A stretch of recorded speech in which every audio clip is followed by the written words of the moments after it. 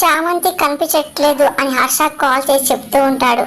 చామంతి కనపడబోవడం ఏంట్రా అని చెప్పి హర్షంగా, చామంతిని ఎవరో కిడ్నాప్ చేశారు నాన్న, అదేం నాకు తెలియట్లే అని చెప్పి ప్రేమ్ చాలా కంగారుగా చెప్తూ ఉంటాడు. ఆ తర్వాత ఫోన్ పెట్టేస్తాడు.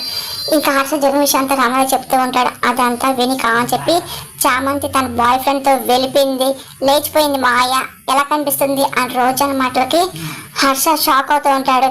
రోజా ఏం మాట్లాడుతున్నావు అని హర్ష అన్న మాటలకి, ప్రూఫ్ లేకుండా చెప్పట్లేదు మావయ్య చూడండి అని చెప్పి రోజా ఇంకా ప్రూఫ్ చూపిస్తుంది. ఒక్కసారిగా హర్ష రమదే షాక్ అవుతూ ఉంటారు. ఇంకా రోజా అది నవ్వుకుంటుంది. అక్కడేమో ప్రేమ్ చాలా టెన్షన్ పడుతూ ఉంటారు. బందీ అయిన చామంతి ఎలా బయట రావాలి అర్థం కాక, కట్ల చూపించుకోవాలి అర్థం కాక టెన్షన్ పడిపోతూ ఉంటుంది. ప్రేమ్ నా గురించి ఏదో చూస్తాడు కదా, దాని తనే ఎక్కడున్నాడో ఏంటో అని చెప్పి చామంతి అక్కడ టెన్షన్ పడుతుంది. ప్రేమ్ కూడా అదే పనిగా టెన్షన్ పడుతూ ఉంటాడు. అసలు చామంతి చాటు తెలియలేదు, ఆసం ఒంటరిగా వదిలి వెళ్ళాను అని చెప్పి టెన్షన్తో ఏడుస్తూ ఉంటాడు.